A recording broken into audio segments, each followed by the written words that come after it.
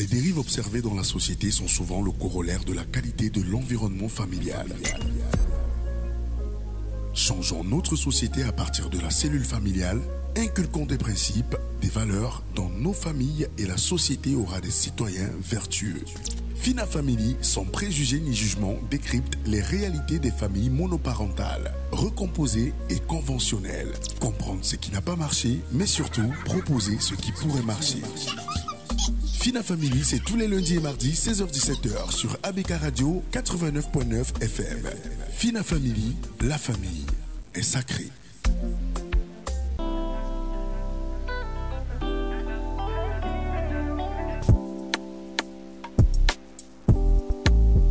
Merci de nous rejoindre sur la fréquence utile et agréable. Merci surtout d'écouter l'émission Fina Family de ce jour, très chers auditeurs. Fina Family de ce jour s'intéresse à la vie de famille, à une situation particulière vécue par les parents et les enfants au sein de la famille lorsque les enfants ne trouvent pas un emploi après les sacrifices consentis par les parents. Le sujet nous intéresse aujourd'hui parce que cela est sujet de problèmes de santé mentale. Il y a des parents qui ne se remettent pas de cela, qui peuvent développer certaines maladies. Il y a également des enfants qui, du fait d'avoir rêvé de se retrouver après les études en train d'exercer une activité professionnelle qui leur permettrait de pouvoir subvenir à leurs besoins et de se retrouver dans une situation où après plusieurs demandes d'emploi, personne ne les appelle jamais, aucune entreprise ne les sollicite jamais pour passer ne serait-ce qu'un entretien d'embauche. Certains peuvent se retrouver en train de partager, de passer des moments vraiment difficiles. Nous nous intéressons donc à la santé mentale de ces enfants. Nous nous intéressons encore plus à la santé mentale des parents parce qu'il faut le dire, ils ne sont pas les seuls à trinquer. Ces jeunes, les parents également trinquent, se posent des questions. Qu'est-ce qui n'a pas marché? J'ai pourtant fait ce qu'il y avait à faire pour que mes enfants soient capables d'être de véritables citoyens plus tard. Qu'est-ce qui n'a pas marché? Pourquoi est-ce qu'ils n'arrivent pas à s'en sortir? Il y en a même qui sont obligés de convoquer les ancêtres, qui vont jusqu'à se demander s'il n'y a pas la malédiction qui s'abat sur leur famille. Il y a également des enfants qui essayent de se poser mille et une questions pour comprendre pourquoi est-ce que les autres réussissent et eux n'arrivent pas à réussir. On essaye donc de voir tout cela avec notre invité de ce jour. La santé mentale de ces personnes nous intéresse dans le cadre de Fina Family ce jour et surtout l'équilibre familial. Comment se passe la vie en famille lorsque nous sommes dans une telle situation? Qui doit faire quoi? Est-ce que les parents doivent être accompagnés pour ne pas se retrouver dans la déprime, développer l'hypertension artérielle par exemple et plus tard un AVC? Les enfants, est-ce que du fait de se retrouver dans cette situation ne peuvent pas céder à la facilité pour des filles? Pourquoi pas se retrouver dans la prostitution pour certains garçons, se retrouver peut-être en train de rejoindre des gangs de bandits, de braqueurs? On essaye de voir tout cela avec notre invité qui est déjà dans ce studio, très chers auditeurs. Dame Barbara Ekoto, c'est un plaisir de vous recevoir dans le cadre de cette nouvelle édition de Fina Family sur ABK Radio. Bienvenue. Merci, merci. Je suis très bien installée. Merci pour l'accueil, Sidonie. Merci à toute l'équipe présente sur le studio. C'est mérité, c'est mérité. Vous méritez un peu plus que ce que je fais en termes d'accueil. Rassurez-vous, Dame Dimo. Tellement nous buvons vos enseignements comme du petit lait. Ça nous permet de retrouver parfois la bonne direction ou alors de découvrir ce qui doit être fait. Voilà ce qu'on n'avait pas comme information. Nous retrouvons ces informations grâce à vous et nous avons choisi de nous intéresser à un sujet particulier. Je dirais même aux auditeurs que c'est vous qui avez proposé ce sujet du fait de ce que vous avez observé autour de vous, des réalités. Vous vous êtes dit, il est important qu'on s'adresse à cette jeunesse qui aujourd'hui a des difficultés à trouver un emploi décent, cette jeunesse qui aujourd'hui se retrouve en train de faire des petits boulots, des enfants qui ont bac plus 5, qui se retrouvent en train de faire tout, en fait de faire des choses qu'ils n'avaient jamais imaginées pendant qu'ils étaient encore sur les bancs. On verra tout cela après avoir écouté ceci, Sissoul Zambeu. Très chers auditeurs, merci d'être à l'écoute encore ce jour. Nous sommes très honorés de vous servir. C'est un devoir pour nous et nous nous évertuons chaque jour qui passe d'être à la hauteur de vos attentes. C'est sur la 89.9 FM que ça se passe, c'est ABK Radio. C'est la fréquence utile et agréable. Et l'émission c'est Fina Family. Ma gourme bon assis ma corlène est à tes embats car à chaque jour suffit sa peine maman. À chaque jour suffit sa peine maman. Tous les jours ma naviguer sans boussole, il ne compliquait mes ambitions, yobé ma boussole. C'est lui qui tient les rênes maman. C'est lui qui tient les rênes. Zambé, Zambé, oh. Ils ne peuvent pas comprendre. Zambé, Zambé, oh non, ils ne peuvent pas comprendre.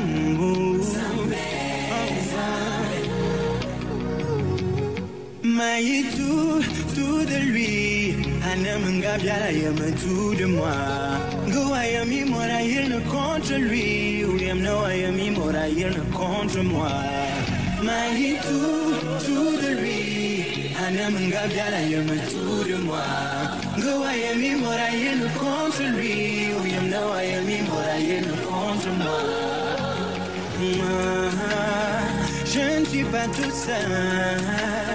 Je ne suis pas tout seul. Zambé me colère. Je ne suis pas tout seul. Je ne suis pas tout seul. Je ne suis pas tout seul. Zambé me colère. Tout de lui. Anamanga biala yama tout de moi. Go ayami mora il ne contre lui. Oui am no ayami mora il ne contre moi. Maï tout de lui. Anamanga biala yama tout de moi. Go ayami mora il ne contre lui. Oui am no ayami mora il ne contre moi.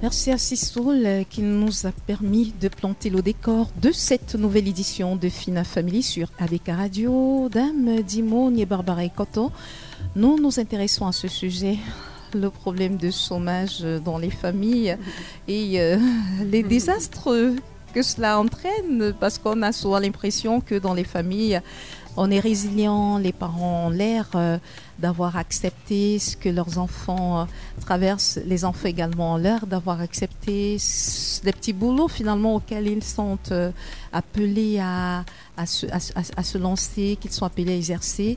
Et après, on ne sait pas que sur le plan psychologique, ça affecte de nombreuses personnes, les parents comme les enfants. Et nous vous posons la première question de savoir quel peut être l'état psychologique, l'état de santé mentale d'un parent qui, après plusieurs années de sacrifices pour permettre à son enfant d'être un homme qui pourra apporter sa pierre à la construction de son pays, se rend compte que son enfant reste encore avec lui à la maison, en est à attendre qu'il lui donne quelquefois quelques pièces d'argent ou en est à attendre que ce soit son parent qui est déjà fatigué, qui lui apporte encore son soutien quand il est en difficulté. C'est très compliqué pour ce parent. Il y a Rabelais, oui, qui disait un espoir différé rend le cœur malade. Oui. Dans la Bible aussi, je pense qu'il a juste repris ce passage de la Bible. Un espoir différé rend le cœur malade. C'est-à-dire que le parent s'est tellement investi en attendant ce beau jour où il allait voir ses enfants réussir, ses enfants être équilibrés, ses enfants pouvoir rapporter un peu, s'occuper peut-être des plus petits, s'occuper de lui, etc. Et ses parents sont extrêmement frustrés. Ce sont des parents qui ont une grosse frustration, il ne faut pas croire. Ils sont extrêmement frustrés, ils ont la frustration de n'avoir pas atteint un certain résultat. Ils se sentent également hyper humiliés dans la société, parce qu'ils ont l'impression de n'avoir pas fait ce qu'il fallait, de n'avoir pas éduqué les enfants comme il fallait et d'avoir échoué quelque part. Parce qu'il faut dire que pour un parent, la réussite du parent, c'est forcément de voir son enfant trouver un travail, se marier, etc., cocher les codes de la société que la société nous propose. Et lorsque le parent se rend compte que ses enfants ne cochent pas ces codes-là, il a l'impression d'être un échec.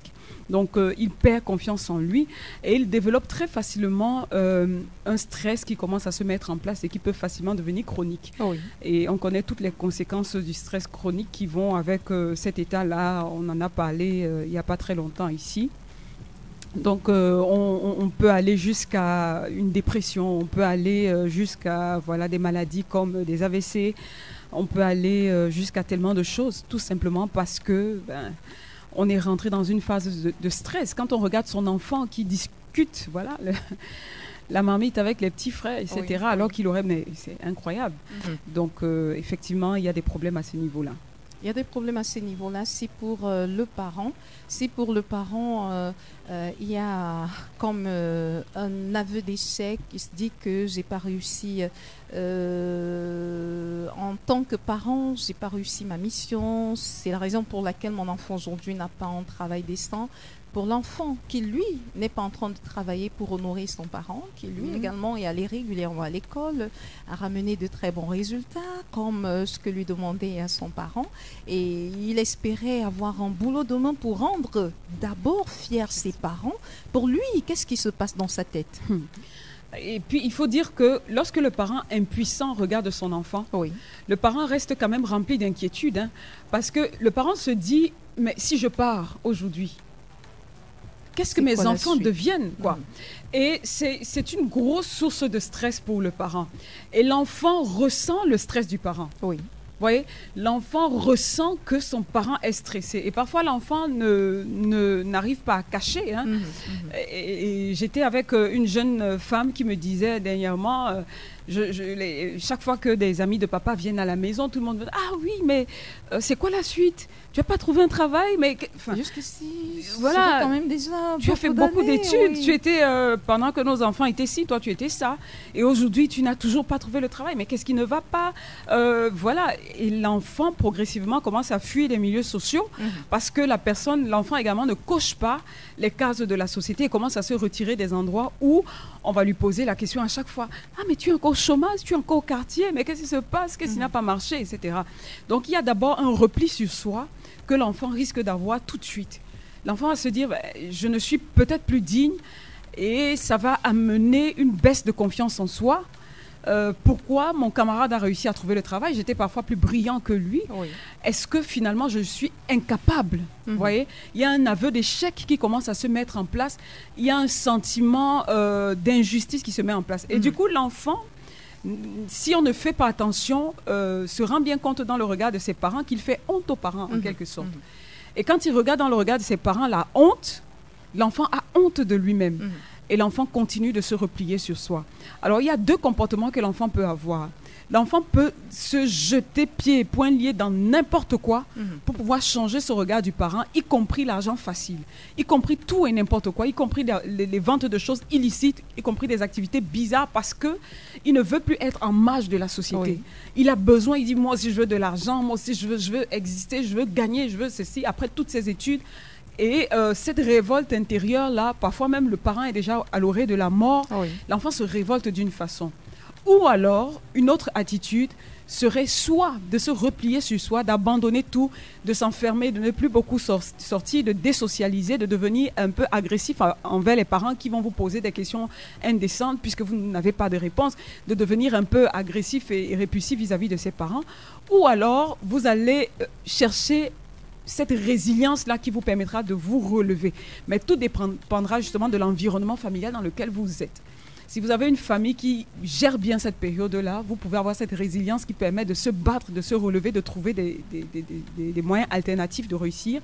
Mais si vous avez des parents qui vous en veulent et qui n'arrivent pas à cacher cette déception en vous regardant, qui n'arrivent pas à cacher leur inquiétude, qui n'arrivent pas à vous dire « ça va aller », ça devient compliqué. Et l'enfant peut rentrer également en dépression. C'est très souvent le cas pour de nombreuses familles, dans de nombreuses familles, d'avoir des parents qui s'en prennent même de façon verbale à leurs enfants, en leur disant « je suis déjà vieux, à ton âge, moi je n'étais plus chez mes parents, je t'avais même déjà fait, j'étais déjà père de 3 enfants, j'étais capable de me prendre en charge à cet âge-ci, tu es encore chez moi, je veux plus te voir chez moi, sors, débrouille-toi, la seule chose que je veux, c'est de ne plus te voir chez moi. » Est-ce que c'est une attitude que les parents doivent avoir pendant cette période qui est assez délicate pour les enfants vis-à-vis d'eux? La bonne chose à faire, c'est effectivement de motiver l'enfant, mais c'est le comment on le motive qui pose un problème. Il faut pouvoir pousser l'enfant hors de ses retranchements. Ça, il faut absolument. Qu'il sorte de sa zone de confort. Mais le problème, c'est comment. Si vous le faites en le comparant systématiquement aux enfants de vos amis, ah oui, tu vois l'autre, etc. Alors que l'enfant se rend bien compte qu'il fait tous les efforts possibles et que ça ne marche pas, vous êtes en train de tuer votre enfant. Et si vous ne mettez pas déjà cette première compréhension, parce qu'il faut d'abord qu'il y ait une certaine compréhension de départ qui permettra à l'enfant de se rendre compte que oui, le parent comprend que je suis en train de faire des efforts.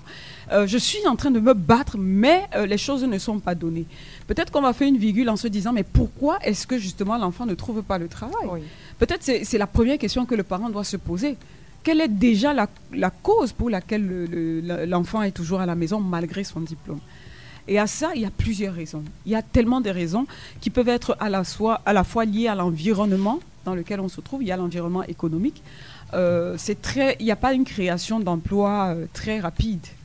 Généralement, dans plusieurs pays africains, surtout africains francophones, la création d'emplois n'est pas très rapide à la hauteur de ceux qui sortent. Imaginez-vous si vous avez 300 000, 400 000 personnes qui ont le bac chaque année et que vous avez peut-être 100 000 personnes qui ont la licence chaque année.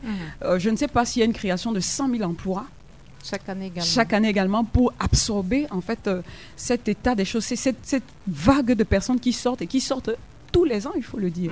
Et les enfants se battent et se battent et se battent parce que dans leur tête, on leur a dit qu'il faut fréquenter après avoir donné tout à l'école, tu trouveras un emploi, tu vas t'asseoir à l'emploi et tu vas gagner ta vie. Déjà, le schéma dans la tête de l'enfant n'est pas le bon et on le verra. Mais ce qui se passe, c'est que l'enfant est dans ce schéma. Il travaille de tout son cœur, de toute sa force et l'environnement économique ne permet pas à l'enfant de trouver facilement le travail. Pourquoi? Parce que effectivement, il n'y a pas d'emploi à l'extérieur. L'autre chose aussi, c'est qu'il y a un parrainage qui a la plupart du temps pour trouver un emploi. Si vous avez la malchance de tomber dans une famille où le parent n'est peut-être pas assez comme il faut, il n'a pas assez de relations, etc., il n'est pas de la bonne tribu, il n'est pas de ceci, ça va être compliqué pour votre enfant de vous insérer sur le plan professionnel, de s'insérer sur le plan professionnel. Et puis... quand on traverse l'environnement comme ça, économique, on va dans l'environnement, disons, psychologique de la famille. Il y a des choses qui peuvent empêcher à votre enfant de trouver le travail et qui viennent de la façon dont vous avez éduqué votre enfant. Et ça, c'est très, très important de le savoir. La première chose, c'est que les parents qui ont beaucoup souffert dans leur vie, et il y en a beaucoup parmi nos auditeurs qui nous écoutent, les parents ont beaucoup souffert, ils se disent « mes enfants ne souffriront pas de la même chose ». Tout à fait. Et je vis dans une cité où c'est une cité de grands, je vais dire ça entre guillemets, officiellement. Hein. On estime que c'est une cité de grandes personnes dans cette cité-là. Et tous les parents là-bas s'assurent à ce que l'enfant ne marche pas à pied, pas pour 5 francs pour aller nulle part. L'enfant ne manque absolument de rien. Oui. L'enfant ne se retrouve jamais dans une situation compliquée pour développer ses capacités de rebondir en cas de situation difficile. Vous voyez un peu ce que je dis? Oui. Ça fait que l'enfant est tellement habitué à une prise en charge de son parent qui, lui, a souffert que l'enfant ne sait pas se battre tout seul. L'enfant ne sait pas se battre tout seul. Et quand même cet enfant trouverait un travail, il aura du mal à aller loin dans ce travail. Oui. Parce que lui, il est habitué à ce que le parent pourvoie à tous ses besoins. Il ne sait pas chercher un emploi. Personne ne le contrarie. Une fois en entreprise, le jour où vous essayez de remettre en question son travail, vous essayez de lui crier dessus parce que ça arrive quelquefois. Il dit à son parent, je ne retournerai pas parce qu'on m'a crié dessus. Parce que les temps difficiles créent des hommes difficiles. Fait des hommes résilients. Oui, les hommes résilients, pardon. Oui. Et les hommes résilients essayent de mettre un environnement facilité aux enfants. Et ça crée une nouvelle génération d'enfants de bras cassés, si on dit ça comme ça, qui, eux, ne savent pas se battre dans la vie et qui vont créer une autre génération de personnes hyper difficiles parce que vous avez des parents qui sont des bras cassés, leurs enfants vont être obligés de se battre pour pouvoir... Et puis c'est un cycle, vous voyez. Oui. Donc effectivement, l'environnement, vous pouvez avoir beaucoup d'argent, vous pouvez avoir de quoi nourrir vos enfants, mais vous devez laisser vos enfants faire face à la réalité. Oui. Les parents qui sont surprotecteurs, vous ne faites pas du bien à vos enfants. Les parents qui empêchent que leurs enfants aient la moindre difficulté, que si l'enfant se retrouve dans un pays étranger, il a la moindre difficulté dans ce pays, reviens. L'enfant doit pouvoir affronter les difficultés. L'enfant doit pouvoir souffrir à l'école, se battre, apprendre la résilience. Et j'ai un de mes enfants qui disait, maman, tu vois, nous tous on est hyper... parce que moi je leur avais dit, il y a des moments où vous devez rentrer sans rien garder à vos enfants. Quel que soit l'environnement de vie où vous vous retrouvez avec vos enfants. Il y a des moments où vous devez laisser les enfants dans les difficultés. Oui. Vous voyez des enfants qui ont des téléphones trop tôt, par exemple. On a pris le téléphone de votre enfant. Ah oui, on a pris le téléphone de mon enfant. Oui, vous allez à l'école. Vous agressez tous les encadreurs. Le problème, c'est que l'enfant a enfreint aux règles de l'école. Oui. Et les règles de l'école, c'est qu'on prend le téléphone parce qu'il a enfreint les règles. Laissez l'enfant faire face aux difficultés qui viennent des conséquences de ses actes, aux conséquences de ses actes. Il a posé des actes qui méritaient ça, il a eu ce châtiment. Vous n'allez pas intervenir à tout moment parce que dans la vie, si vous n'êtes pas là, bref, quand vous allez finir d'intervenir, payer les études, payer tout ça, si vous n'avez pas la possibilité d'intervenir pour trouver un emploi à l'enfant, l'enfant, c'est bon. Oui. Et vous allez vous retrouver avec tous vos enfants et puis vous allez dire, laissez mes enfants, on est à la maison. Vous allez vivre avec vos vieux enfants. Vous ne leur avez pas appris à se battre. Oui. Vous n'avez pas appris à vos enfants à faire face aux difficultés. Vous n'avez pas appris. Et le jour où vous mourrez et que vous laissez de tels enfants, mais ces enfants vont devenir des drogués, des prostituées, des choses comme ça. Oui. Elles vont être des prostituées chic parce que... De luxe, voilà. Parce que elles vont chercher des personnes d'un certain niveau pour maintenir le niveau de vie dans lequel vous avez laissé ces enfants. Il faut donc dire que l'éducation, l'environnement éducationnel de l'enfant peut amener l'enfant à ne pas être à même de trouver un emploi par lui-même au moment où il finit les études. Et il y a quelque chose également, un autre élément qui vient également de la psychologie, mais qui sont les blessures émotionnelles. Oui. Ça, j'insisterai toujours dessus. La façon dont on éduque l'enfant à la maison, vous avez un enfant où vous avez passé toute la vie à lui dire qu'il était incapable, il ne va pas s'en sortir, c'est un enfant qui est bête, c'est un enfant qui est ceci ou cela. Rendez-vous compte que cet enfant n'a pas confiance en lui. Cet enfant n'arrive pas à se développer, l'enfant n'arrive pas à prendre des initiatives. Pour qu'un enfant se batte, il faut que l'enfant réussisse à prendre des initiatives dans la vie. Il faut que l'enfant reste comme ça et se dise que il faut que j'aille chercher à tel endroit. Si ça ne marche pas, il faut que... Mais si vous avez appris à votre enfant qu'il ne vaut rien, qu'il ne va jamais réussir, que d'ailleurs ses frères sont mieux que lui, vous avez fait grandir votre enfant avec un paquet de blessures. L'enfant n'arrive pas, l'enfant a été humilié. Et moi, j'ai connu un jeune homme qui a fait des études de droit. Oui. Et dans sa maison, il était quelqu'un, son papa lui disait toujours, tu ne vaux rien, ça ne vaut même pas la peine d'être avec toi, vraiment quand on parle, et quand on informait la famille, on ne tenait pas compte de lui.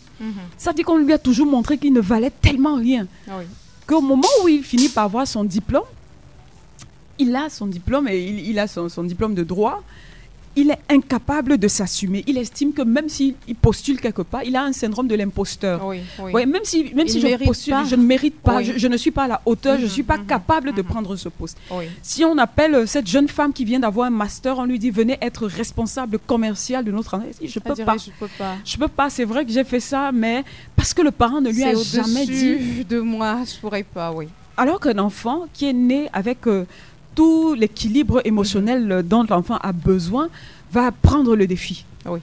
Et va faire des efforts pour essayer de comprendre les choses, etc. Et très tôt, déjà, l'enfant prend des défis. Et puis, voilà, une dernière chose, et que les parents ne font pas assez, c'est que les entreprises aussi cherchent les soft skills. Les entreprises cherchent dans les personnes qu'ils recrutent des skills qui ne sont pas scolaires. Tout à fait, oui. Il faut qu'on voit quelque chose. Vous avez moi j'ai déjà été dans des jurys de recrutement. Moi j'ai 100 personnes qui arrivent et qui racontent les mêmes choses. Ils ont tous des mêmes diplômes. On réussit à en sélectionner 10 qui ont pratiquement tous le même niveau. Ils ont des mêmes capacités. Quelle est la différence entre les uns et les autres? Ce sont les soft skills. C'est le leadership de tel enfant qui a été leader de tel club, de telle association, de tel enfant qui a pris l'initiative de créer un ventilateur sans courant qui tourne bien. Il y a des soft skills que l'enfant aura et qui permettra qu'on puisse le choisir, même dans des environnements économiques difficiles. C'est pour ça qu'il faut faire que vos enfants développent également ces soft skills-là, y compris, par exemple, l'anglais. L'enfant peut avoir des capacités en anglais qui dépassent celles des autres candidats. L'enfant peut avoir des capacités d'informatique. Il faut développer des soft skills. Il peut être un bon sportif, il peut être un bon orateur. Exactement. Oui, c'est des choses qui peuvent compter et faire la différence. Les soft skills, oui. Parce que quand même la personne parle, je me rappelle, mon tout premier emploi, c'était en 2006. Oui, c'était en 2006. C'était dans une banque de la place. On ne recrutait pas mon profil. C'était pas prévu qu'on me recrute parce qu'ils avaient besoin de comptables. Oui. Ils avaient besoin de recruter 4 personnes. Ils ont reçu beaucoup de CV de l'école où j'étais, l'école supérieure où j'étais. Ils ont contacté cette école qui a donné des CV. Et j'étais parmi les CV qui ont été donnés. Alors quand on m'entretient, je parlais bien. J'avais développé ces soft skills, c'était même pas à la maison, mais je vais vous expliquer ça peut-être une autre fois. Oui. Mais je savais parler, c'est-à-dire que quand ils me posaient des questions, je répondais, je les regardais en face, je naviguais. Vous aviez eu beaucoup d'assurance. Mais oui, je naviguais dans cette... Et ils ont dit, mais c'est vrai, le jour où ils m'ont recruté, ils m'ont dit, nous n'avons pas besoin de votre profil, mais nous ne pouvons pas vous laisser partir. Oui. Et j'ai été recrutée avec les autres et je pars de là pour aller dans une plus grande banque. Et j'ai fait ma carrière dans cette banque pendant de nombreuses années avant de rentrer dans la santé mentale. Oui. C'est pour dire qu'il y a des soft skills qu'il faut absolument développer aussi pour pouvoir faire la différence. Donc, c'est toutes ces raisons-là qui peuvent occasionner, qui peuvent vous garder un enfant à la maison. Alors qu'il a des capacités, il a des diplômes, l'enfant est rempli de blessures, il ne sait pas avoir confiance en lui, où l'enfant est très mal éduqué aussi. L'enfant répond tellement mal aux gens, on lui pose une question, il est agressif. Déjà, au moment où on fait... l'attitude, lorsqu'il arrive en entreprise, c'est pas dire bonjour. Une désinvolture parfois. Oui, justement, oui. Une désinvolture, il arrive même dans un jury de recrutement, il y a une désinvolture. On vous demande de donner votre CV, mais vous l'avez, mon CV que je vous ai envoyé. Non, je crois que je l'ai déjà envoyé. Par exemple, c'est un exemple de réponse. Votre CV, je crois que je l'ai déjà envoyé. Et vous voyez, vous avez la personne qui est en face qui regarde et il se dit, mais si j'embauche ce jeune homme là... Je sens qu'on va courir. Nous allons courir dans cette entreprise et puis j'ai pas beaucoup de temps pour ça parce que j'ai beaucoup à faire. Donc c'est important. Parfois aussi, ce sont des attitudes qui, en fait, des éléments qui ne favorisent pas que les enfants puissent trouver des emplois décents et personne ne dira jamais cela aux parents. Personne ne prendra jamais la peine de leur expliquer que s'ils ont un enfant qui est à la maison depuis plusieurs années, c'est parce que celui-là n'a pas un soft skills qui fait la différence entre lui et les autres candidats. Oui. Mais on sait qu'on est dans un environnement où de nombreux parents n'aiment pas que les enfants s'ouvrent à autre chose que les études. La plupart du temps, les parents préfèrent que les enfants vont à l'école une fois les études finies, qu'ils retournent à la maison et qu'ils y repartent le lendemain. Quand vous dites à un parent, je veux faire du sport, ils ne sont pas d'accord. Je veux de la musique, le parent n'est pas d'accord. Je veux appartenir au club peut-être environnement de mon lycée, de mon collège. Le parent ne veut pas. Tout cela est important pour construire un enfant, vous le dites, Dame Dimo. Ah oui, et je voudrais dire comme ça aux parents qui nous écoutent, ce n'est même pas... moi, je ne vous le dis même pas comme étant quelque chose que peut-être vous devez... En fait, pour moi, je vous le dis comme une obligation, si vous voulez que vos enfants réussissent. C'est pas facultatif. Ce n'est pas du tout facultatif, c'est une obligation. Votre enfant doit se démarquer. Pour pouvoir être recruté, il faut être généralement pas la voie normale, parce qu'il y a d'autres qui sont recrutés par d'autres voies, pas la voie normale. Il faut se démarquer des autres candidats. Donc, il faut permettre à votre enfant d'aller dans un club santé. Je vais vous expliquer c'est quoi le recrutement. Quand on recrute quelqu'un aujourd'hui, l'employeur prend un gros risque. Il recrute quelqu'un pour 40 ans, pour 35 ans, si la personne reste. Vous voyez, c'est un risque. Quelqu'un qui va payer pendant tout ce temps et quelqu'un qu'on ne peut pas virer n'importe comment. Parce que quand vous êtes déjà en contrat à durée indéterminée, on ne peut pas vous virer n'importe comment. Ils prennent un risque en embauchant cette personne-là. Et donc, ils ont besoin d'avoir le maximum d'assurance possible. Et puis, il faut dire aussi que les études, je remets souvent en cause le système éducationnel sur le plan scolaire. Est-ce que c'est adapté? Parce que le système scolaire aujourd'hui, on forme les enfants, c'est le concours de la personne qui retient le mieux. Ah oui. Comprenez un peu ce que je dis? C'est-à-dire que l'enfant n'est pas dans l'utilisation de ses capacités, tout à fait, oui. mais il est dans la valorisation de sa mémoire. Et c'est tellement différent ailleurs. Vous partez partout dans le monde entier. La première chose qu'on va faire sur le plan éducationnel, c'est donner des projets aux enfants. Et ça, quel que soit l'âge. De développer leurs soft skills, même à l'école. C'est-à-dire qu'à l'école, on va les mettre en groupe, on va créer des thématiques, on va leur permettre de discuter, de faire des débats, etc. On va leur donner des choses pratiques. Ils vont faire des dissécations sur le plan pratique. Créer un jardin, par exemple. Mais oui. Et on amène l'enfant à penser différemment.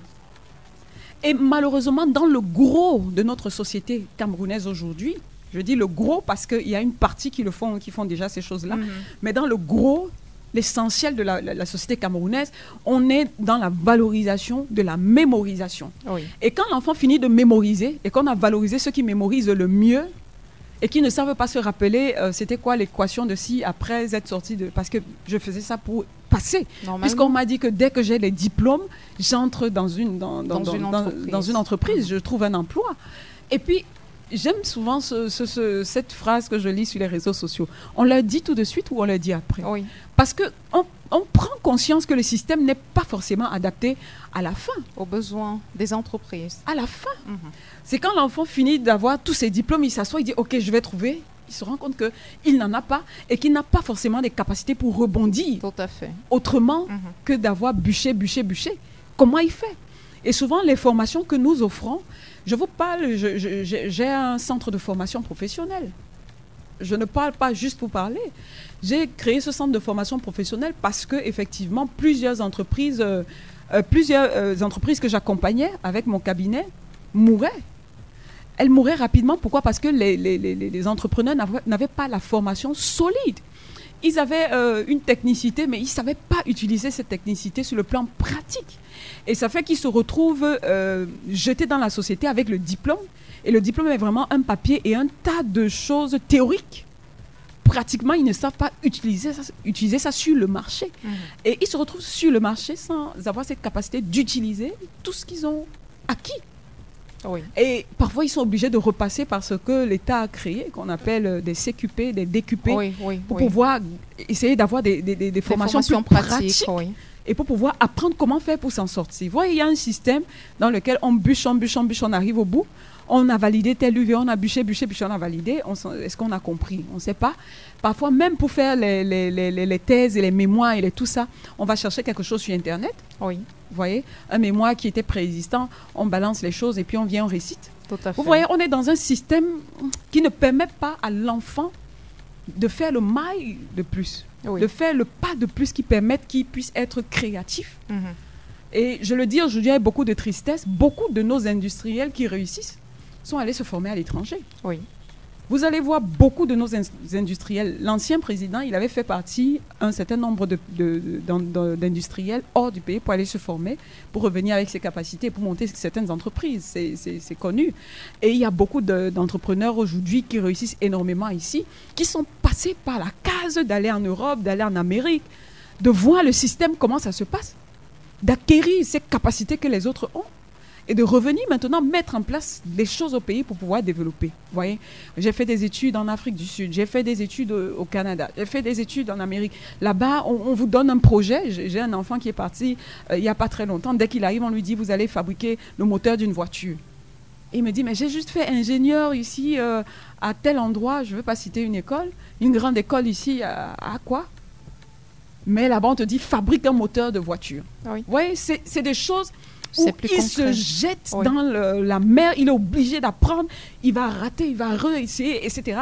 Et c'est un projet, et après 2 semaines après, tu as un autre projet.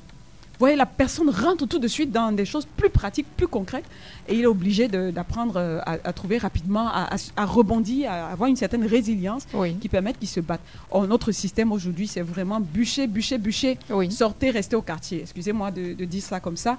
C'est déjà bien, il y a beaucoup de choses qui sont faites, et moi j'apprécie énormément les efforts qui sont faits de part et d'autre par le gouvernement, par des actions extérieures. Mais si on ne se remet pas en question, si on n'essaye pas de s'améliorer davantage, c'est qu'il y a un problème. Moi, je suis adepte de l'amélioration continue, l'excellence opérationnelle. Et on comprend très bien pourquoi on peut avoir des enfants qui finissent des années d'études, plusieurs années d'études, et qui se retrouvent en train de raser les murs après, parce qu'il n'y a pas moyen de rebondir. C'est que vous ne disposez pas de l'expertise dont ont besoin les entreprises, alors que les entreprises sont en demande, parce qu'il y a un problème d'effectifs. Les entreprises ont besoin des travailleurs, mais lorsqu'ils ont des étudiants arrivés en fin de formation qui viennent postuler, très souvent ils se rendent compte que c'est tout sauf ce dont ils ont besoin, et ils ne peuvent pas vous recruter simplement pour vos beaux yeux, simplement parce qu'il faut résorber le chômage dans notre pays. Et donc les parents ont une grosse responsabilité aujourd'hui pour ne pas avoir à traîner sur leur dos des enfants qui, après des études où ils obtiennent un bac plus 5, se retrouvent à la maison, ont besoin de s'y mettre. Comment est-ce qu'ils peuvent s'y mettre pour essayer de rattraper ce que notre système éducatif n'offre pas aux enfants? La première chose, déjà pour le parent, je voudrais dire, je ne sais pas, peut-être que je vais revenir sur cette partie après, parce que je voudrais quand même dire quelque chose aux parents plus tard, si vous me le permettez. Oui, pour leur dire on est là pour leur dire ce qu'ils peuvent faire, c'est des propositions, oui. Parce que leur mental est important déjà. Oui. Le mental du parent, arriver au bout, parce qu'avant de revenir même sur le chemin, arriver au bout, quand un parent se retrouve dans cette situation-là, il a un mental qui est amouché. Et pour le mental de ce parent, moi je voudrais lui dire quelque part, la première chose, vous avez donné tout, ce que vous pouviez et que vous saviez. Au niveau de votre connaissance, vous avez donné tout ce qui était... vous avez imaginé que vous donniez le meilleur à vos enfants. Est-ce que le système est bon? Est-ce que, etc., etc. Vous êtes rentré dans le système, vous avez donné tout. Parce qu'il y a une culpabilité là qui va récupérer le parent, etc., etc. Le parent va se dire, j'ai échoué, et je suis un échec pour la société, pour mes amis, leurs enfants réussissent, ils regardent, ils comparent, ils commencent à broyer du noir, ils rentrent dans le stress. Moi, je voudrais dire, arrêtez-vous là. Arrêtez de vous mettre dans cet engrenage-là.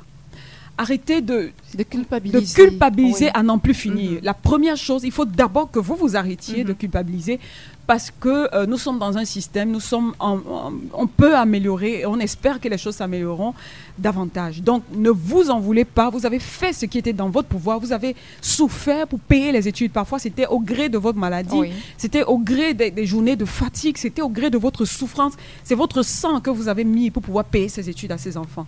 Donc, personnellement, je voudrais déjà dire personnellement, ne vous mettez pas dans un état... second en vous disant oui, non, vous avez fait en tant que parent ce qui était nécessaire. Alors, si vous n'avez pas eu l'information plus tôt sur certaines choses, vous pouvez les corriger aujourd'hui. Si votre enfant a réussi à avoir son diplôme et n'arrive pas à trouver le travail, mettez-vous plutôt en ordre de bataille avec votre enfant. Oui. L'une des choses que vous faites régulièrement, chers parents, c'est de critiquer l'enfant, de gronder l'enfant, de crier sur l'enfant. Oui, mais les autres, oui, mais il faut sortir, il faut ceci. Ce n'est peut-être pas la méthode. Comme je disais tout à l'heure, il faut l'amener, mais ce n'est peut-être pas la méthode. Il faut dire à l'enfant, je comprends déjà que tu fais des efforts. Je comprends, nous sommes dans un système compliqué, mais ensemble, je pense qu'on va essayer de trouver quelque chose. Vous pouvez voir vos connaissances. Proposez le CV de vos enfants à vos connaissances. Deuxième chose qui est extrêmement importante, vous pouvez développer les soft skills de vos enfants tout de suite. Oui. Inscrivez vos enfants dans un cours d'anglais. L'anglais est quelque chose qui est déterminant. Vous allez dans des banques, il y a des banques qui sont anglophones aujourd'hui, qui seraient ravis d'avoir votre enfant qui a une licence en banque finance, plus de bonnes capacités en anglais, vous voyez. Il y a certains pays même où vous allez partir parce que vous parlez l'anglais, vous voyez. Donc, développez les soft skills des enfants. Mettez les enfants dans des écoles de leadership. N'hésitez pas à amener vos enfants à apprendre l'informatique, à apprendre le développement logiciel. Le développement logiciel, les bases de données, c'est aujourd'hui le b.a.-ba de l'informatique quand vous allez hors du pays. C'est-à-dire qu'il y a des étudiants qui sont partis. J'écoutais une étudiante qui est partie en Allemagne. Elle dit, waouh, nous on est revenu en informatique, Microsoft et tout. On arrive là-bas, on commence au niveau du développement logiciel, quoi. On imagine que vous connaissez ça c'est là. Oui, à la maison, c'est le niveau le plus bas. Le bas, justement. Et vous voyez, amener vos enfants à se former sur l'informatique, etc. Donner des soft skills qui font que, même si la formation n'est pas adaptée, parfois l'enfant a raté même son orientation au niveau scolaire, académique. Même si sa formation n'est pas adaptée, son soft skills là peut l'amener dans une autre orientation de carrière et permettre que l'enfant réussisse. Vous pouvez développer un enfant qui parle bien et qui finisse par se retrouver responsable de communication quelque part. Et permettez à vos enfants, sur un autre bras, de faire des études, de faire des compléments d'études.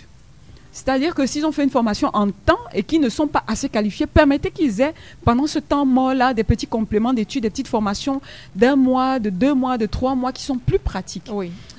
Troisième chose que je vais dire aux parents, permettez à vos enfants de sortir pour faire des foires de l'emploi. Les parents ne sont pas alertes. Permettez à vos enfants de s'ouvrir. Il y a beaucoup de foires qui s'ouvrent de temps en temps. Oui. Des petites rencontres, des petits webinaires que des gens organisent de part et d'autre. Vous voyez souvent ça sur Internet. Vous passez parce que vous regardez Facebook d'une certaine façon. Oui. Arrêtez-vous sur ces petites formations, ces petits webinaires, formations peut-être, je ne sais pas, au community management. Donnez des petites choses à vos enfants. Laissez vos enfants aller dans des salons de l'emploi qui sont souvent organisés. Il y a certaines banques qui organisent souvent des salons de l'emploi, ici au Cameroun même. Oui. Permettez à votre enfant d'aller s'inscrire au FNE. Parce que le FNE recrute, même si vous ne le savez pas, il n'y a pas que le FNE, il y a des entreprises de placement. Oui, oui. Allez dans des entreprises de placement, allez tapez sur Internet si vous ne savez pas ce que c'est entreprise de placement au Cameroun. Vous aurez une trentaine de listes d'entreprises de placement. Allez vers ces entreprises de placement, déposez vos dossiers. Plusieurs grandes sociétés passent par des sociétés de placement pour récupérer le personnel. Oui. Allez faire des demandes de candidatures spontanées vers ces sociétés de placement-là. Et ces sociétés, vous aurez plus de chances de trouver un emploi au travers de ces sociétés de placement aussi. Sur Internet aussi, il y a des formations gratuites, certifiantes dans certains domaines, oui. Oui, dans certains domaines, et même pour la recherche d'emploi. Il y a des formations sur la recherche d'emploi, ce que je vous dis, il y a beaucoup de gens qui le disent en formation. L'autre chose, c'est qu'il y a très peu de chercheurs d'emploi qui sont sur la plateforme LinkedIn. Si je vous demande à tous ceux qui nous écoutez, est-ce que vos enfants sont sur LinkedIn? Ou vous qui nous écoutez, est-ce que vous êtes sur LinkedIn aujourd'hui?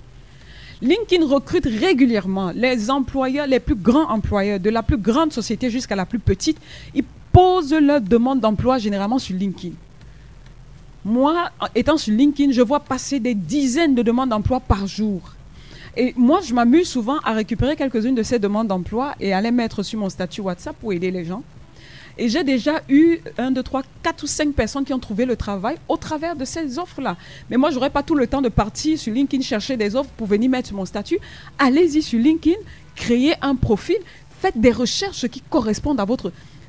LinkedIn, c'est une grande plateforme de recherche d'emploi. Oui. Et la plupart des grandes entreprises sont sur LinkedIn. Et lorsque vous partez, faites très attention à ce que vous publiez sur les réseaux. Il y a cette dame qui a failli être recrutée par une grande société dernièrement. Je suis dans plusieurs forums là. Et il y a une DRH qui nous disait, mais la personne va et a dénigré cette grosse société de téléphonie sur Internet. Oui. La personne a suivi le processus de recrutement. C'était bon, tout ça, on recrute la personne.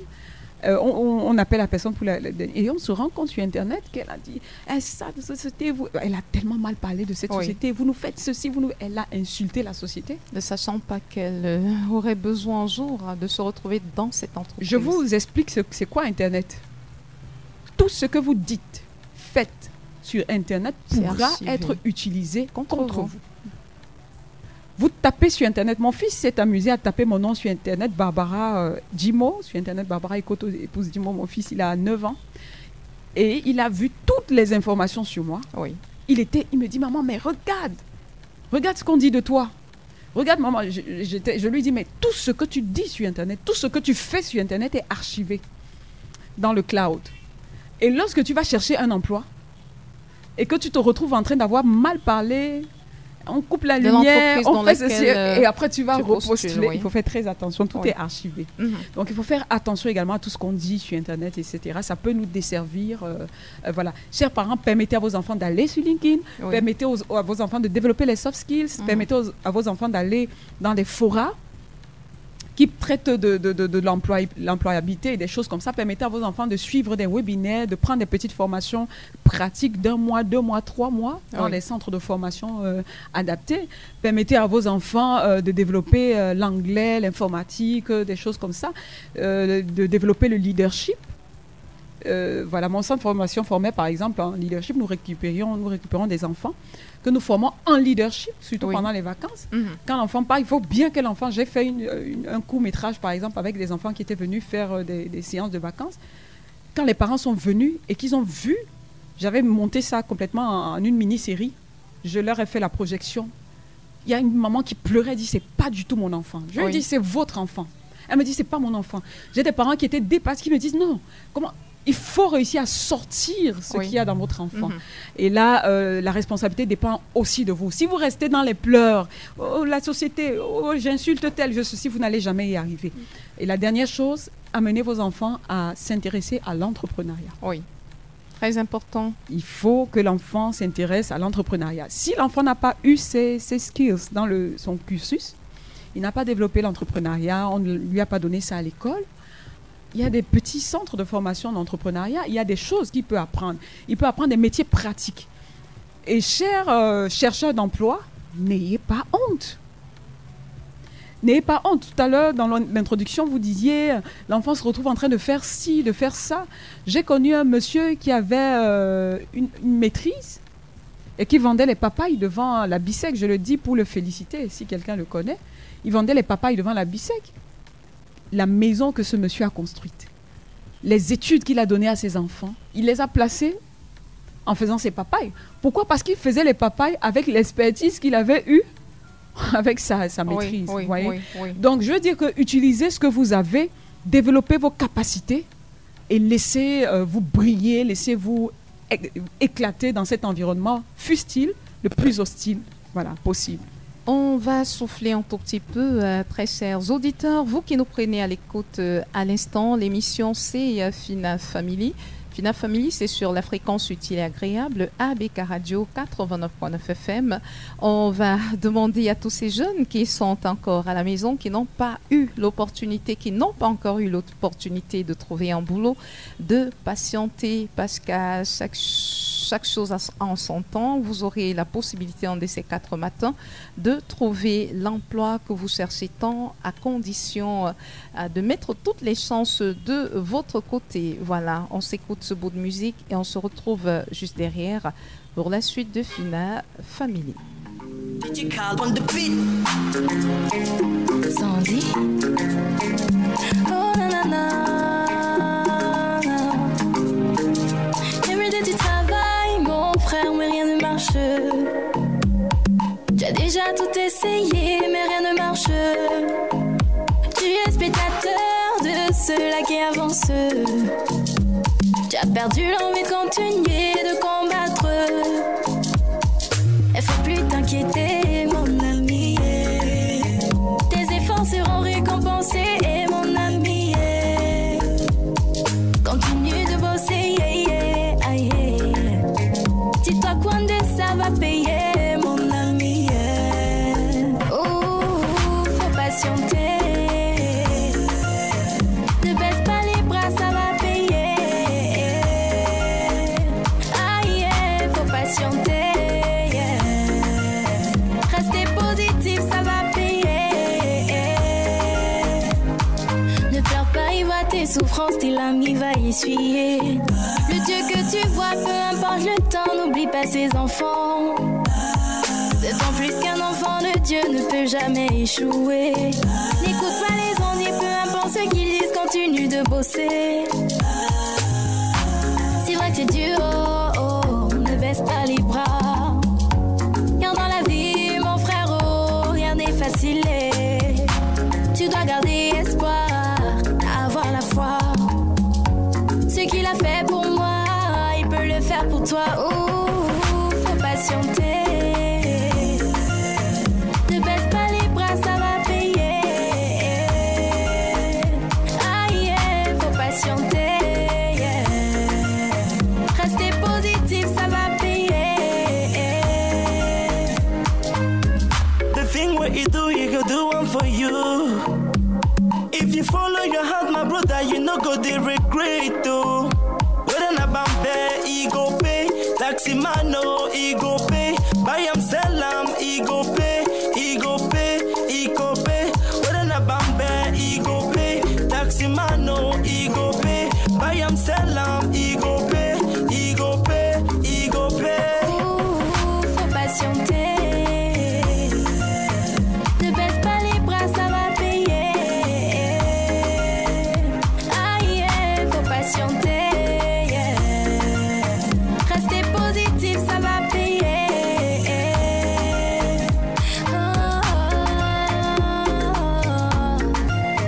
Ne baisse pas les bras, ne perds pas espoir. Taxi man, no, he go pay. Buy am, sell am, he go pay. He go pay, he go pay.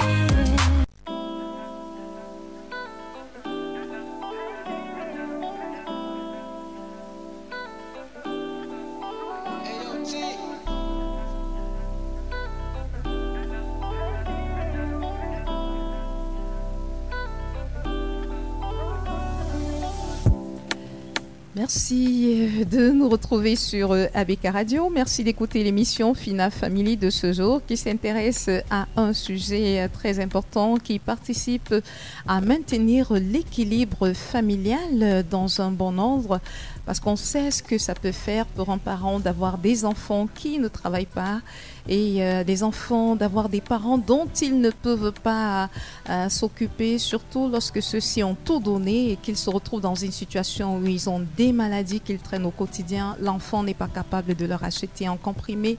L'enfant ne peut même pas leur envoyer 5 000 francs CFA chaque fin du mois parce que l'enfant n'en a pas les possibilités. Il y en a même qui sont obligés encore de demander à leurs parents de leur venir en aide, d'appeler les parents chaque jour pour leur dire « Papa, je n'arrive pas à m'en sortir ». Peut-être ils sont déjà des pères d'enfants, des mères d'enfants, parfois ils sont même mariés, mais ils continuent de solliciter l'aide des parents parce qu'ils ne s'en sortent pas, femmes comme hommes.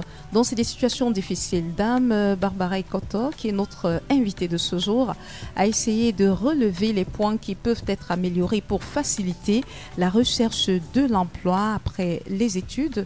Bon, à côté de tout cela, Dame Dimo, on peut faire tous ces efforts, on peut justement avoir tous ces soft skills, mais on ne réussit toujours pas à trouver un emploi et c'est très stressant pour ceux qui sentent qu'ils ont un potentiel énorme, pour ceux qui sentent qu'ils ont des compétences et parfois il y en a même à qui on le dit, on dit tu es bien, tu as tout, mais pour le moment il n'y a pas de place dans notre entreprise. Dès qu'il y aura un espace, on t'appellera. Vous retournez avec l'espoir qu'on puisse vous appeler après 2 mois, 3 mois et vous attendez 1 an, passe 2 ans. Vous essayez encore, vous êtes parfois recalé à quelques centimes de l'arrivée parce qu'on dit bon, on avait besoin de 4 personnes, votre nom est sur la liste d'attente, vous repartez encore, vous attendez, ainsi de suite, vous présentez des concours et à chaque fois vous avez toujours quelque chose qui vient vous empêcher d'évoluer. Comment est-ce que ce type d'enfants peuvent être accompagnés pour que ce ne soit pas une situation désastreuse pour leur mental parce que ça peut les détruire et ne même plus leur permettre de postuler, d'avoir envie de faire la recherche, de rechercher un emploi. Effectivement, hein, parce qu'un enfant comme celui-là qui passe d'échec en échec, ce qui risque de se passer, c'est que l'enfant tombe dans le découragement, oui, la procrastination même pour repostuler, tout ça, il abandonne tout. Oui. Il reste à la maison, il devient rageux, nerveux et on perd quelqu'un, si je peux dire ça comme ça, effectivement.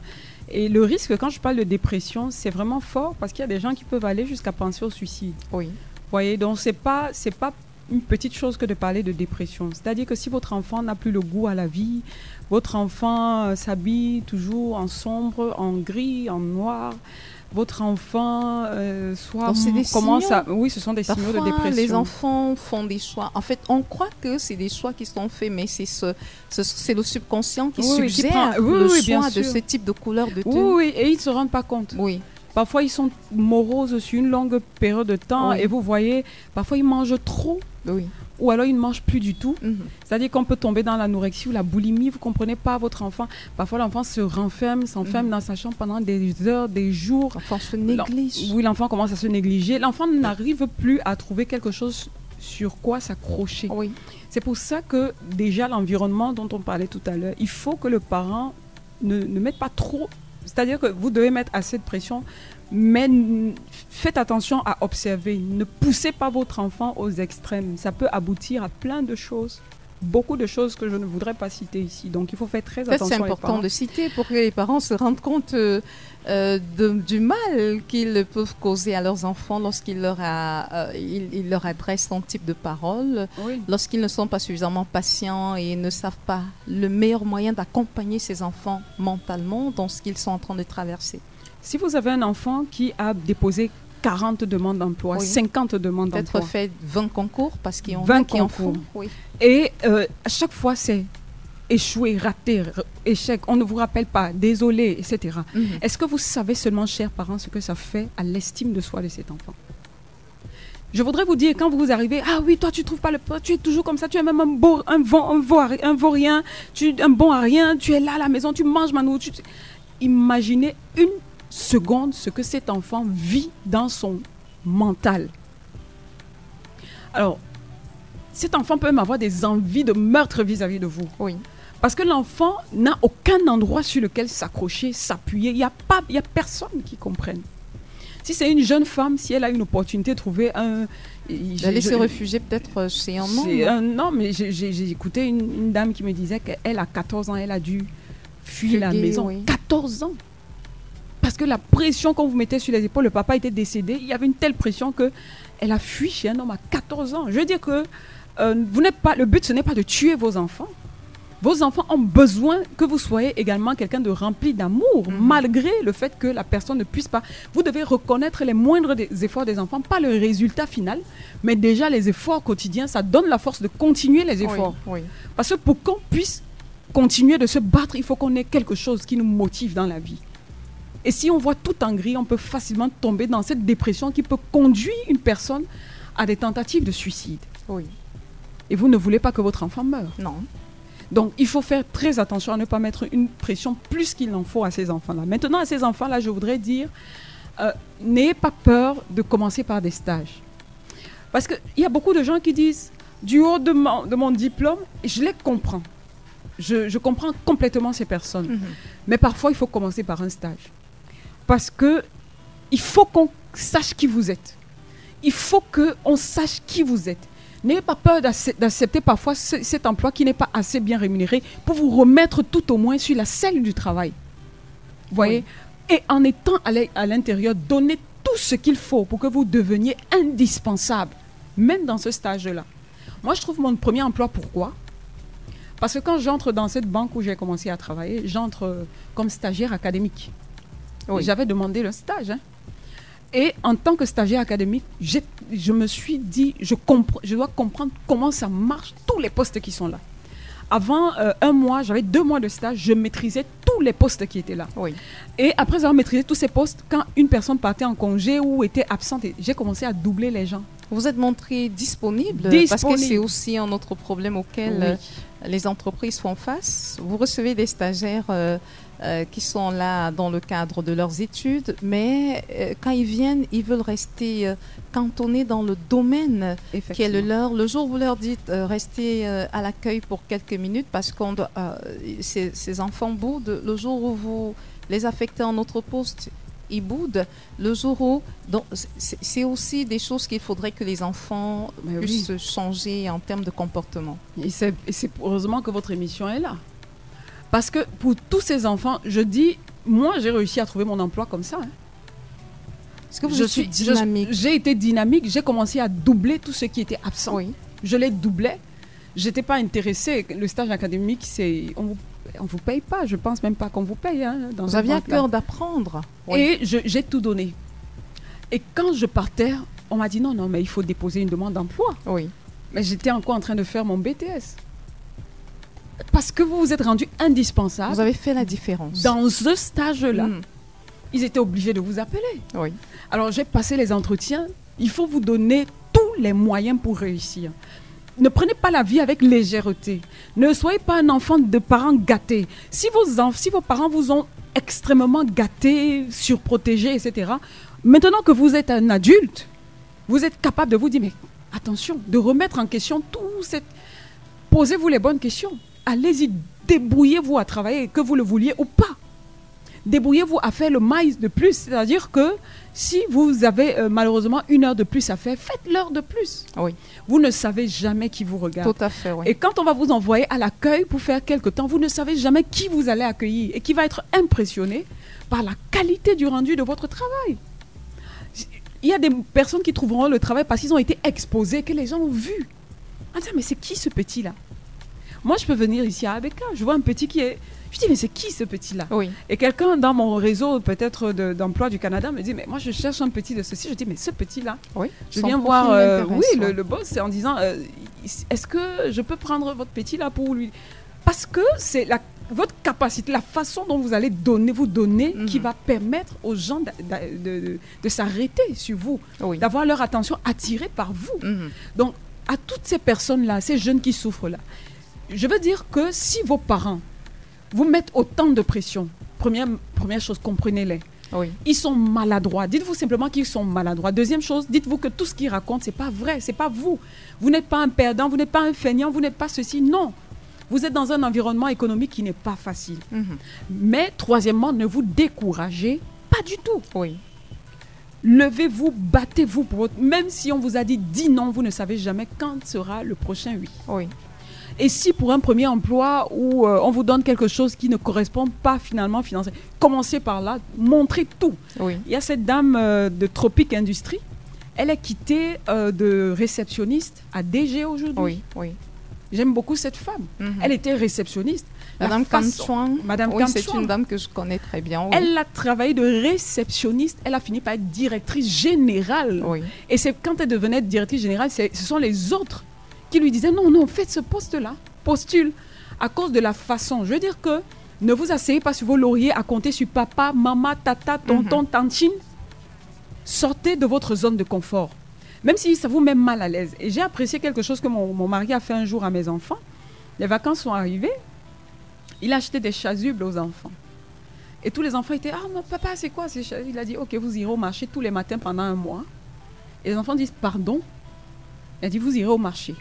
Vous allez regarder les produits qui sortent le plus et vous allez aider les commerçants. » Et les enfants étaient « Mais tu es sérieux avec ce que tu dis ?» Il dit « Oui, je suis totalement sérieux. » Et voilà tous les enfants, j'ai beaucoup de garçons qui descendent tous les matins pour le marché et qui vont ouvrir les boutiques. Ils n'avaient pas le choix. Non, ils n'ont pas le choix. Ils n'ont pas le choix. Ils auraient pu s'échapper. Ah non, ils n'ont pas le choix.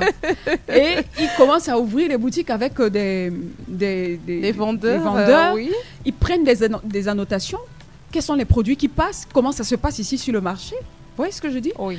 Et l'enfant commence à voir les vraies réalités de la vie. Il commence à voir le bas de l'échelle. Certes, demain, tu seras peut-être... Il faut que tu comprennes comment ça marche depuis le bas. Oui. Ils ont fait ça pendant un mois. Quand on voulait leur donner l'argent, je te paye parce que franchement, mon petit dit non, merci. Parce qu'on a insisté. Vous ne prenez pas d'argent parce que pour moi, c'était au-delà. Pour lui, mon mari, c'était au-delà de l'argent, etc. Oui. Mais lui, il les a récompensés après en disant non, allez vous faire plaisir. Mais les enfants ont appris tellement de choses. Ils ont su quels sont les produits qui passent le plus, quel est le circuit pour pouvoir faire entrer un produit au marché, comment ça se passe, etc. Quels sont les horaires, quels sont les problèmes que ces gens rencontrent. Même si demain cet enfant est ministre, il va connaître les réalités du marché. Oui. Et si c'est que ça ne va pas et qu'il veut faire une importation de marchandises demain parce que c'est un industriel, il saura depuis le bas de la chaîne d'où ça part. C'est-à-dire que, et une fois encore, on a envoyé un des enfants aller dans un grand supermarché de la place pour faire un stage. Moi, j'ai dit c'est gratuit. Le monsieur me dit mais c'est gratuit. Et j'ai dit c'est pas un problème, ça peut être gratuit. Mais les enfants m'ont sorti tard, parfois c'est 22h. Je dis je m'en fous. Il dit mais nos enfants sont bien. Pourquoi tu veux infliger ça à ton enfant? Je dis je lui inflige rien. L'enfant doit aller apprendre. C'est quoi? Il est parti, il y avait la boulangerie, il y avait ceci. L'enfant a vécu là-bas, a vu les réalités, rentrer le soir, etc. Fatigué, épuisé. Un jour, l'enfant me dit mais comment tu fais pour sortir du travail, etc.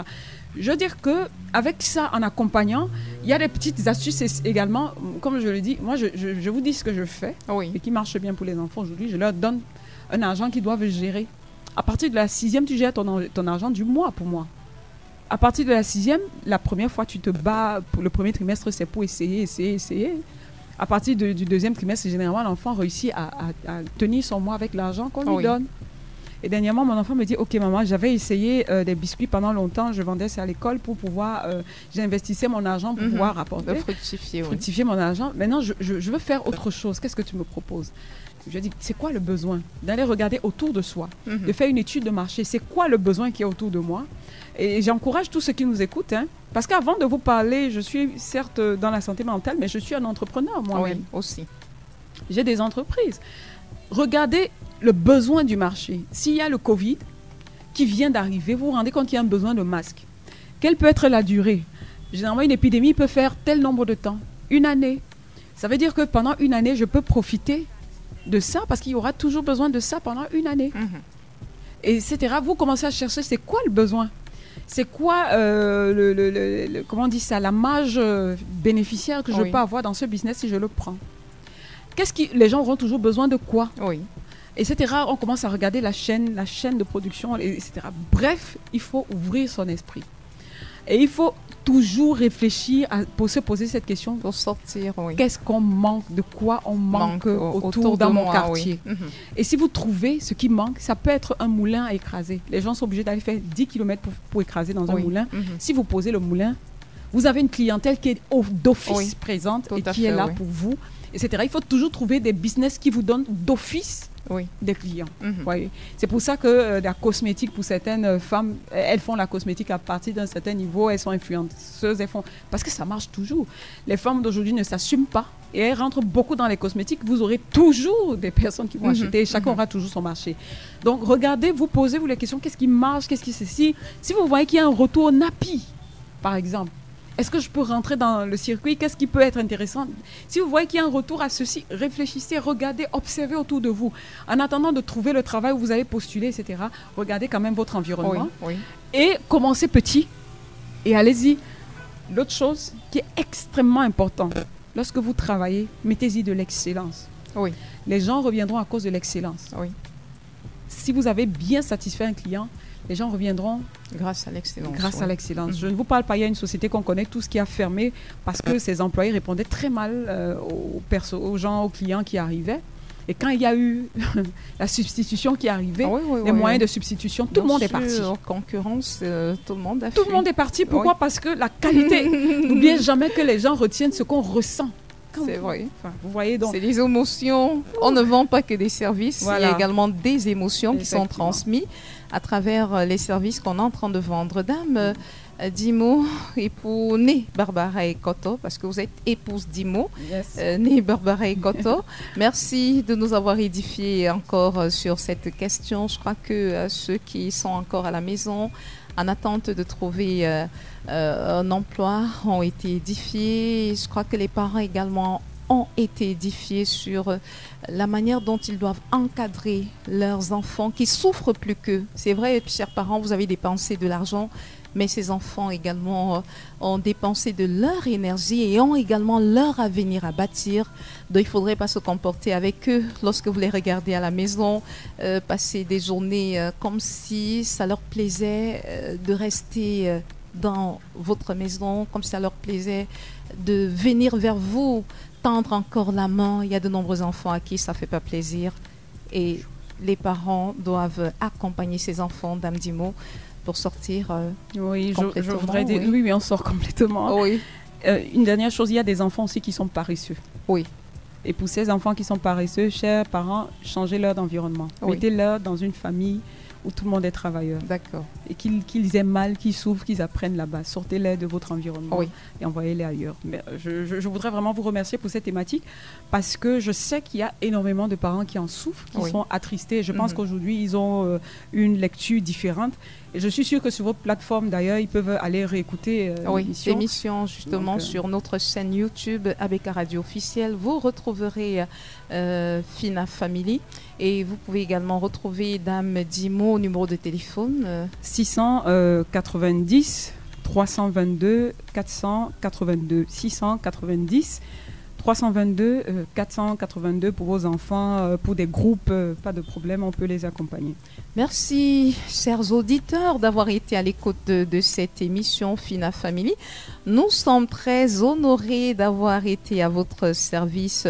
Merci à Dame Dimo qui nous a édifiés à travers ce thème qui revenait sur la situation triste vécue par des parents qui ont consenti d'énormes sacrifices pour envoyer les enfants à l'école et situation qui n'est pas du tout facile à vivre lorsqu'ils observent ces enfants qui n'ont pas toujours la possibilité de trouver un emploi décent. J'étais Sidonie Fikak pour vous servir à travers ma modeste voix. Je vous remercie encore d'avoir été à l'écoute. Restez à l'écoute surtout de nos programmes qui se poursuivent. Les dérives observées dans la société sont souvent le corollaire de la qualité de l'environnement familial. Changeons notre société à partir de la cellule familiale, inculquons des principes, des valeurs dans nos familles et la société aura des citoyens vertueux. Fina Family, sans préjugés ni jugement, décrypte les réalités des familles monoparentales, recomposées et conventionnelles. Comprendre ce qui n'a pas marché, mais surtout proposer ce qui pourrait marcher. Fina Family, c'est tous les lundis et mardis, 16h-17h sur ABK Radio 89.9 FM. Fina Family, la famille est sacrée.